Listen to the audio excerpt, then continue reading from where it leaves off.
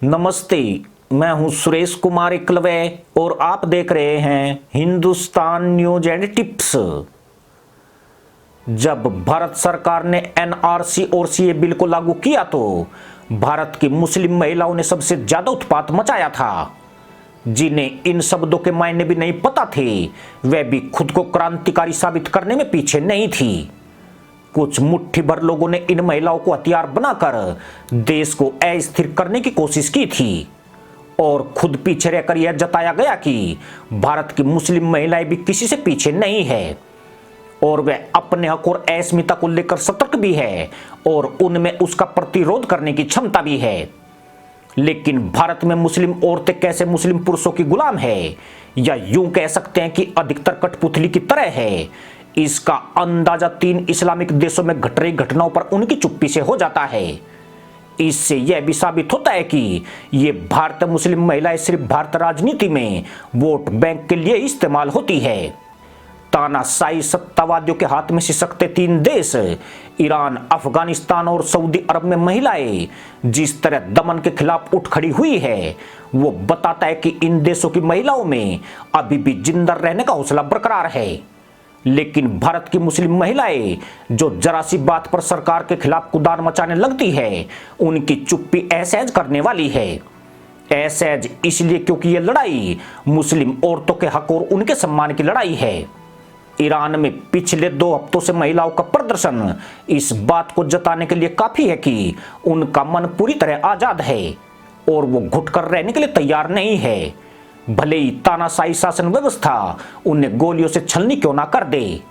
Islamic शासन वाले देशों की सरकारों का सबसे पहला एजेंडा महिलाओं का दमन होता है। इस्लाम में महिलाओं को उपभोग की वस्तु बनाने की कोशिश हुई है, चाहे वो ईरान हो, इराक हो, अफगानिस्तान हो या फिर कतर हो और या फिर ओमान हो। सऊदी अरब के क्राउन प्रिंस भले ही परिवर्तन पसंद है, लेकिन महिलाओं का दमन करने में वो भी पीछे नहीं है। ईरान में सिर्फ बाल दिखाने पर 22 साल की एक लड़की को इस्लामिक पुलिस गिरफ्तार करती है और फिर उसकी संदिग्ध मौत हो जाती है, जिसके बाद इस अपमान के खिलाफ महिलाएं उठ खड़ी होती है और कट्टर सरकार को पलटने के लिए हुंकार भरती नजर आती है। वहीं अफगानिस्तान में महिलाओं के समूह ने इस्लामिक कट्टरपंथी तालिबान सरकार के खिलाफ पिछले 1 साल से लगातार विरोध प्रदर्शन करना जारी रखा है।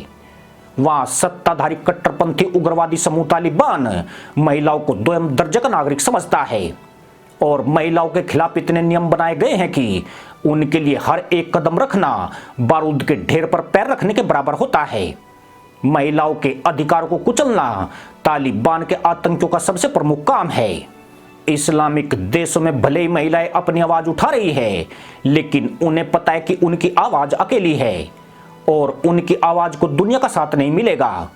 खासकर भारत में आवाज उठाने वाला एक वर्ग, जिसे अभिजात वर्ग कहा जाता है, वो मुस्लिम तुष्टीकरण करते करते आज पूरी तरह हिजाब समर्थक बन गया है। ईरान की राजधानी तेहरान में 13 सितंबर को एक कुर्द महिला महसा अमनी को पुलिस ने मार दिया और सरकार ने कहा कि महसा ने जो हिजाब पहना था वो गैर इस्लामिक था। हिजाब का मसला सिर्फ ईरान में ही नहीं बल्कि भारत में भी कई बार गर्म हो चुका है, लेकिन सबसे ज्यादा आश्चर्यजनक रिपोर्ट पाकिस्तान से आई है। इस देश में महिलाओं पर गरीबी महंगाई ने आज सबसे अधिक कहर ढाया हुआ है और अब उनके लिए हिजाब के कोई मायने नहीं रह गए हैं, बल्कि बड़ी चुनौती यह हो गई है कि वो अपने परिवार को भूख से मरने से कैसे बचाए, जिसके लिए उन्होंने जिस्म फरोशी के धंधे में उतरना पड़ रहा है। भारत की वो मुस्लिम महिलाएं जिन्होंने खुद को क्रांतिकारी साबित करने की कोशिश की थी, आज ने नेपथ्य पे है और नई आशय पर नजर आ रही है, बल्कि वह एक कठपुतली की तरह पुरुषों के आदेश का इंतजार कर रही है। वो उन्हें कभी ऐसा नहीं करने देंगे जिससे उनकी महिलाओं पर प्रधानता को चुनौती मिलती हो। इससे यह भी पता चलता है कि सी और एनआरसी जैसे प्रदर्शनों में महिलाओं की भागीदारी सिर्फ और सिर्फ कुछ देश विरोधी तत्वों के इशारे पर हुई थी। भारत की मुस्लिम महिलाओं में इतना सामर्थ्य नहीं है कि वे तानाशाही देशों की महिलाओं जैसी दिलेरी दिखा सके। ये महिलाएं अभी भी पुरुष प्रधानता को सलाम करती है और जैसा इन्हें हुक्म दिया जाता है, इनका काम उसे बजाना भर होता है।